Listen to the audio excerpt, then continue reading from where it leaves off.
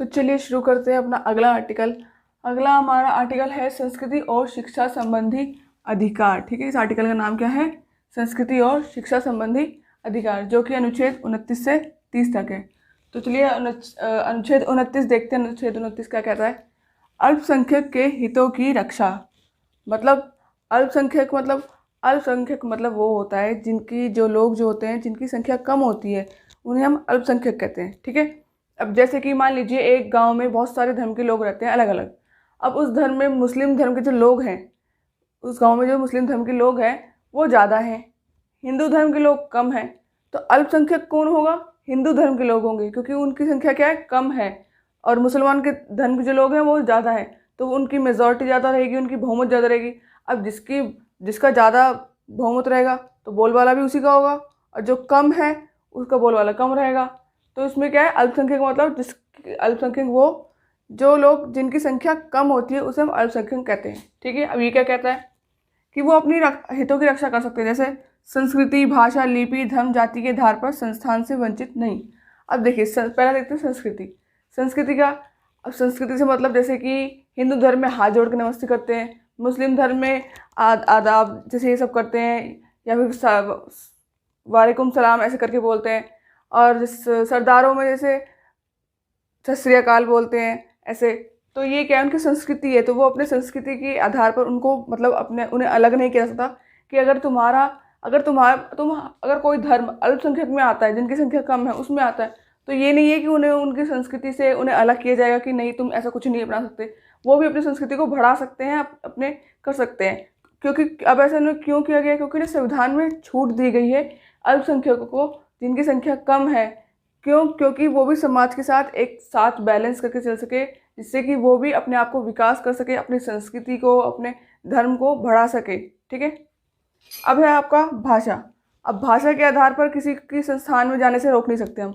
मान लीजिए अब जैसे बिहार में जो है बंगाली बोलने वाले कम हैं, तो उनको वहाँ ये नहीं कहेंगे कि तुम बंगाली बोलते हो, तुम्हें एडमिशन नहीं ले दिया जाएगा किसी भी संस्थान में।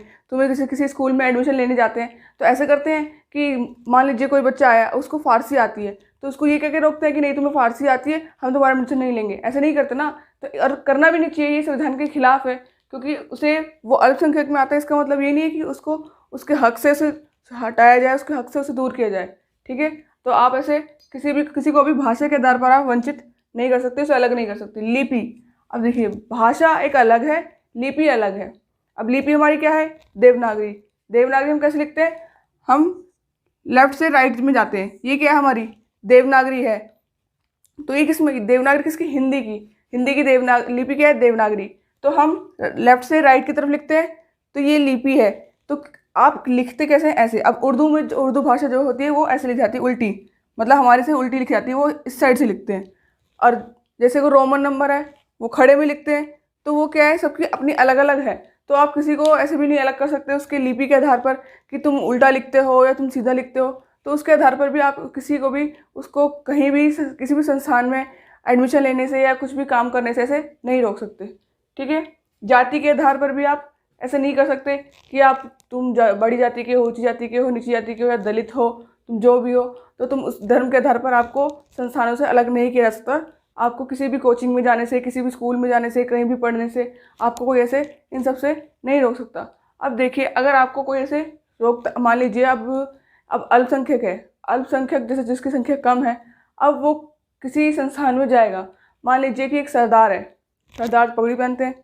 अब जिस कोचिंग में भी वो पढ़ने गया है वहाँ पे जो है और धर्म के लोग हैं, हिंदू हैं, मुसलमान हैं, वहाँ पे बहुत हैं, लेकिन जो सरदार है वो उसी में से उस बस एक दो ही है, ज़्यादा नहीं है वहाँ पे किसी उस कोचिंग में। तो अब उस सरदार से सबके पूछेंगे, ए तुम पगड़ी कैसे बांधते हो, ये हमें बताओ ना। सब उससे पूछेंगे अलग अलग कि तुम्हारे धर्म में क्या क्या होता है, ये क्या होता है, इसमें पगड़ी कैसे बांधते हैं, तुम ये हमेशा क्यों बांध के रखनी पड़ती है, इसे खोलते क्यों नहीं, इसे खोलते भी हो तो कैसे खोलते हो। अब उससे इतने सवाल पूछे जाएंगे तो बेचारा वो खुद ही परेशान हो जाएगा। अब उसे पता है कि मेरे धर्म का तो सिर्फ मैं ही हूँ और कोई है नहीं, तो उसे खुद ही अजीब लगेगा, खुद ही अनकंफर्टेबल सा लगेगा कि मैं आया ही क्यों, ये सब मेरे से इतने सवाल पूछ रहे हैं इस तरीके से। तो उसको क्या लगेगा? खुद ही अनकंफर्टेबल सा महसूस होगा कि जिसकी वजह से वो वहाँ पढ़ ही नहीं पाएगा, उसको अजीब सा लगेगा कि मैं क्या क्यों हूँ। तो इसके लिए क्या है? अनुच्छेद 30 बनाया गया। अनुच्छेद 30 देखते हैं। अनुच्छेद 30 क्या है? अनुच्छेद 30 ये क्या कहता है? इसमें अल्पसंख्यक भी अपने संस्थान खोल सकते हैं। अल्पसंख्यक अपने संस्थान खोल सकते हैं। सरकार उन्हें धन उपलब्ध कराएगी।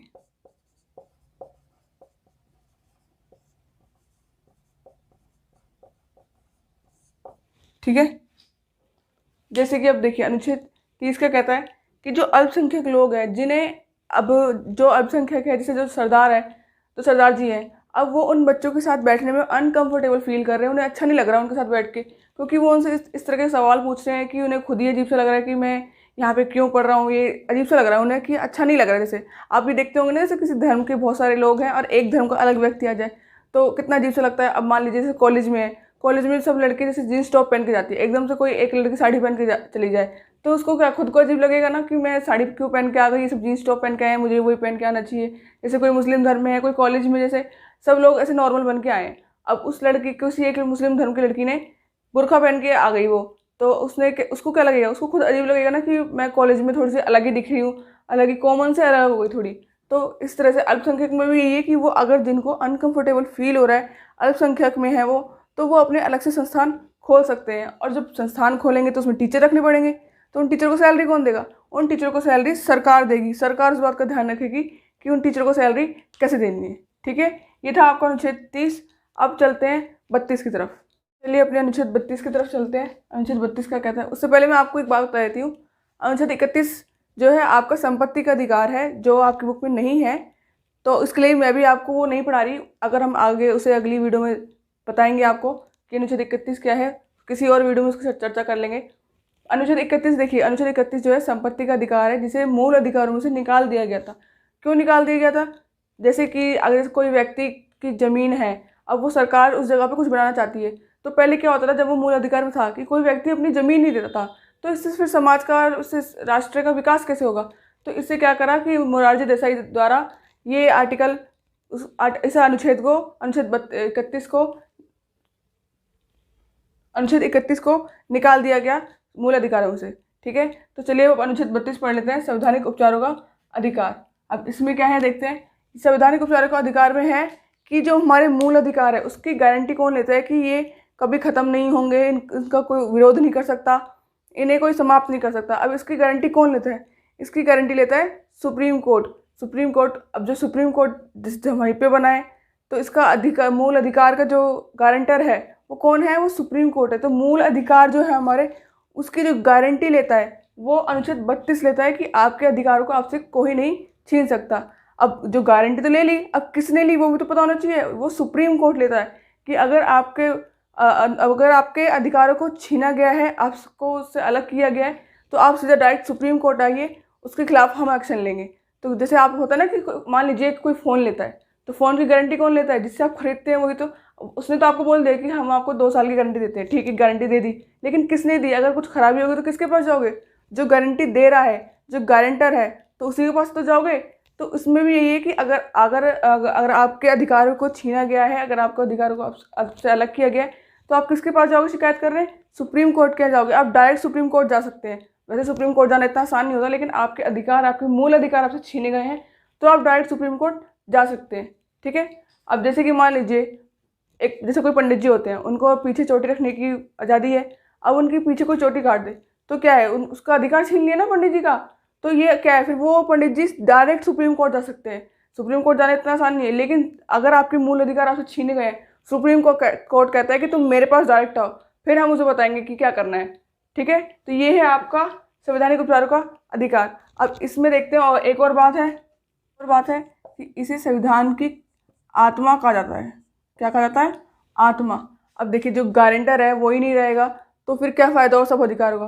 तो इसलिए अनुच्छेद 32 को क्यों कहा गया आत्मा, कि ये गारंटी लेता है हमारे सारे अधिकारों की, कि हाँ ये आपके पास ये अधिकार है, अगर कुछ आपके खिलाफ होता है, आपके अधिकारों के खिलाफ, तो आप सीधा सुप्रीम कोर्ट आ सकते हैं। तो इसलिए इस अनुच्छेद 32 को क्या कहा गया, आत्मा कहा गया, संविधान की आत्मा कहा गया है। ठीक है, अब इसके बाद है आपका संरक्षक। कि संरक्षक कौन है, जैसे कि मैंने आपको अभी बताया कि कौन है इसका संरक्षक, कौन आपके अधिकारों की रक्षा करता है, तो सुप्रीम कोर्ट करता है कि अगर आपके अधिकार का उल्लंघन हुआ है तो आप सुप्रीम कोर्ट जा सकते हैं। ठीक है, अब है इसके बाद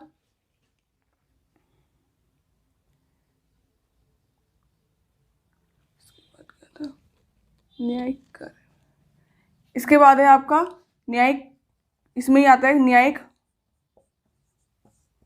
कार्यवाही।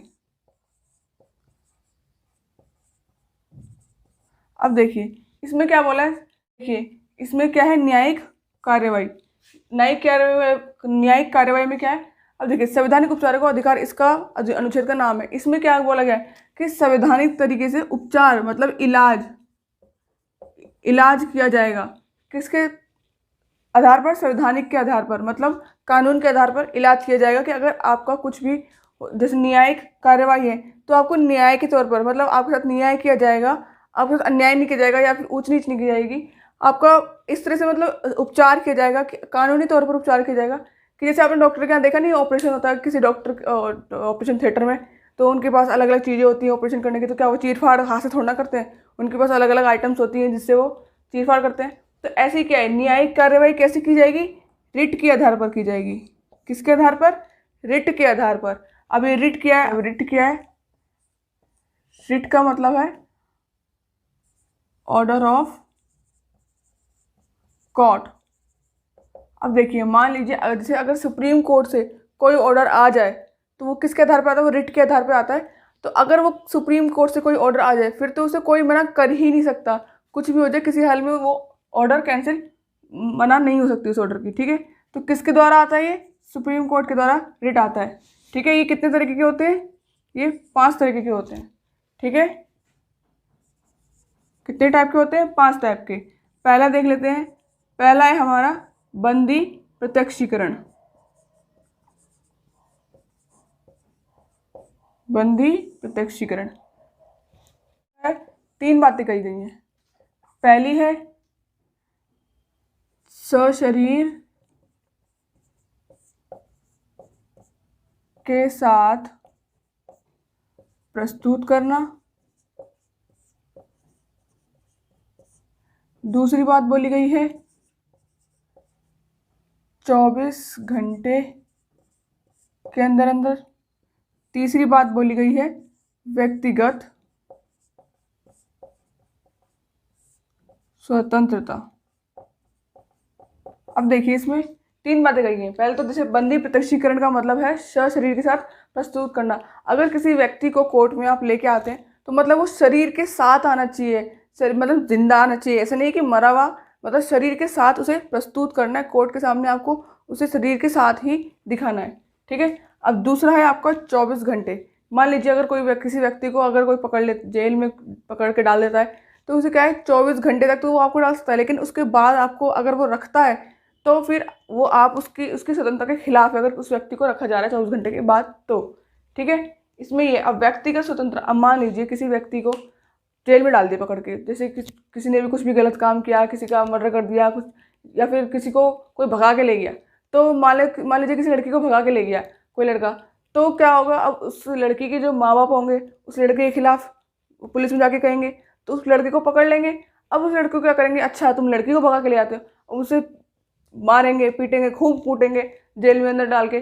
तो फिर अब क्या होगा 24 घंटे के अंदर अंदर तो ठीक है, अगर उसे रखते हैं उसके बाद छोड़ देते हैं तो कोई बात नहीं, लेकिन 24 घंटे के बाद उसे छोड़ते हैं, उसे सॉरी नहीं छोड़ते, तो क्या है वो अपने लिए क्या कर सकता है, वकील कर सकता है। अब जब खुद तो जेल में पिट रहा है, खुद तो जाएगा नहीं बाहर, तो या तो अपने किसी घर वालों की मदद से या किसी अपने दोस्त की मदद से क्या करेगा, वो अपने लिए कोर्ट में जा सकता, वो अपने वकील को, अपने पसंद के वकील को ला सकता है, अपने पसंद के वकील से अपने लिए केस लड़वा सकता है। तो ठीक है, इसमें क्या होता है व्यक्तिगत स्वतंत्रता में मतलब कि कोई भी जैसे व्यक्ति को अगर पकड़ लिया गया है तो उसको उसके दोस्त के ज़रिए, उसके घर वालों के ज़रिए उसे कोर्ट में ले जाया जा सकता है, और वो कोर्ट में उसको 24 घंटे के बाद उसको कोर्ट में ले जाके जो भी बात होगी मुकदमा चल सकता है। तो इसमें क्या है कि व्यक्तिगत स्वतंत्रता है कि आप अपनी पसंद का वकील कर सकते हैं, कि आप अगर खुद अगर 24 घंटे के बाद आपको नहीं छोड़ा जा रहा है तो आप कोर्ट में जा सकते हैं, आप सीधे सुप्रीम कोर्ट में जा सकते हैं, क्योंकि ये आपके मूल अधिकार में आ गया है कि आपके मूल अधिकारों को आपसे छीना जा रहा है। तो सुप्रीम कोर्ट फिर डायरेक्ट कहेगा कि अच्छा तुम ऐसे कर रहे हो, अभी तुम्हारे बताते हैं, तुम पुलिस वाले हो तो तुम्हें कुछ भी आज़ादी करने, कुछ भी करने की आज़ादी है क्या तुम्हें? अभी हम बताते हैं। तो सुप्रीम कोर्ट जो एक बार में कहेगा, फैक्स कर देगा सीधा पुलिस स्टेशन में कि जिसे तुमने पकड़ा उसे छोड़ो अभी। तो ठीक है, आप इसे समझ सकते हैं कि सुप्रीम कोर्ट के पास कितनी ताकत है कि वो कुछ भी कह सकता है। जैसे सुप्रीम कोर्ट के पास ताकत है कि उसने जैसे राम रहीम को, आसाराम को कैसे उनके लिए ऑर्डर दिए, कि सुप्रीम कोर्ट ने ऑर्डर दिए कि आसाराम को पकड़ लो, डायरेक्ट पकड़ लिया उसे। राम रहीम को पकड़ लो तो उसको डायरेक्ट पकड़ लिया। तो क्या सुप्रीम कोर्ट के ऑर्डर की देखिए कितनी ताकत है, वो उसके पास इतनी ज़्यादा पावरफुल है, वो इतना खतरनाक तरीके से उसके पास पावर दे रखी है उसको। ठीक है, तो ये आपका बंदी प्रत्यक्षीकरण है। दूसरा देखते हैं, दूसरा क्या है।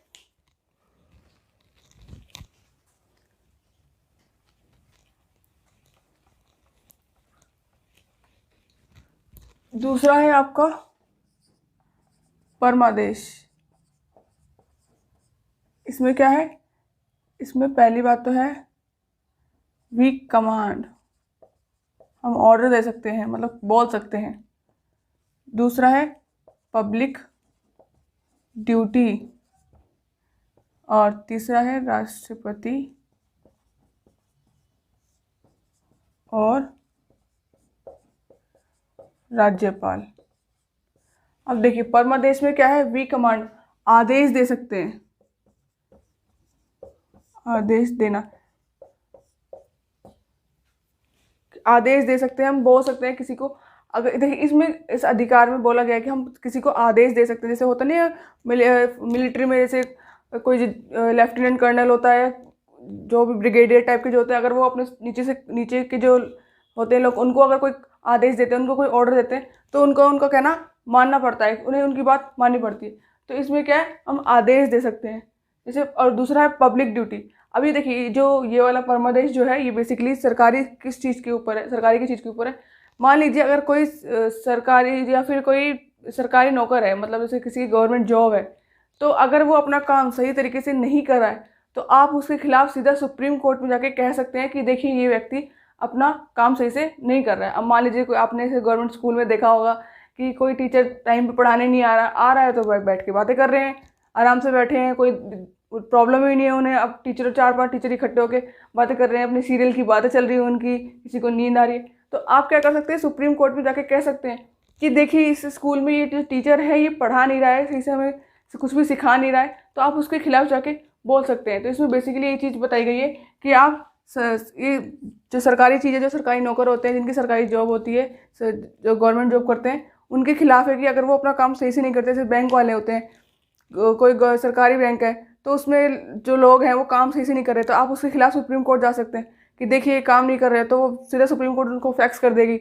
भेज देगी कि अच्छा तुम काम नहीं कर रहे हो, तुम्हें बताते हैं अभी हम, तो सुप्रीम कोर्ट कर देगा उन्हें सही। अब ये क्या है, राष्ट्रपति और राज्यपाल, ये रूल राष्ट्रपति और राज्यपाल पे नहीं लगता है। ठीक है, अब तीसरा देखते हैं, तीसरा क्या है, तीसरा है अधिकार प्रच्छा।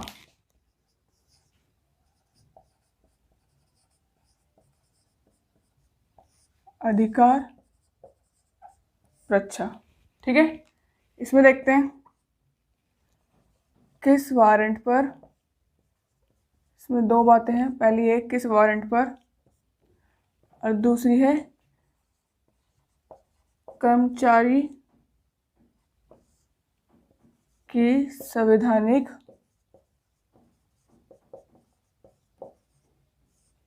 जांच। अब देखिए अधिकार प्रच्छा में क्या होता है कि कोई व्यक्ति अगर काम कर रहा है तो किस आधार पर कर रहा है, वारंट का मतलब है इसमें आधार, कि वो किस आधार पर काम कर रहा है। ठीक है, कर्मचारी की संवैधानिक जांच। अब मान लीजिए कोई सरकारी नौकरी पे काम कर तो रहा है, अगर मान लीजिए वो व्यक्ति जो कर रहा है वो फर्जी तौर पे काम कर रहा है और वो बात आपको पता चल जाए कि ये तो फर्जी काम कर रहा है, तो आप डायरेक्ट सुप्रीम कोर्ट जाके बोल सकते हैं कि ये कोई फलाना फलाना व्यक्ति इस डिपार्टमेंट में काम कर रहा है, वो फर्जी तौर पर, इसके पास कोई डिग्री नहीं है लेकिन फर्जी तौर पर फिर भी काम कर रहा है।